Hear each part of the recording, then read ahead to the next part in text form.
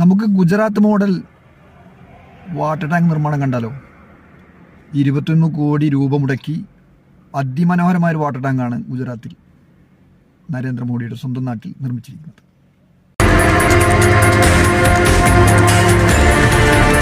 പ്രധാനമന്ത്രി നരേന്ദ്രമോദിയുടെ സ്വന്തം ഗുജറാത്തിലേക്കാണ്, ഗുജറാത്തിലെ സൂറത്തിലേക്ക്.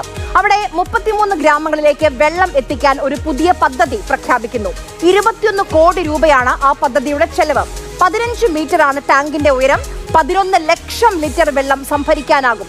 ഉദ്ഘാടനത്തിന് മുൻപ് ഒരു ട്രയൽ റൺ നടത്തി. പിന്നെ നടന്നത്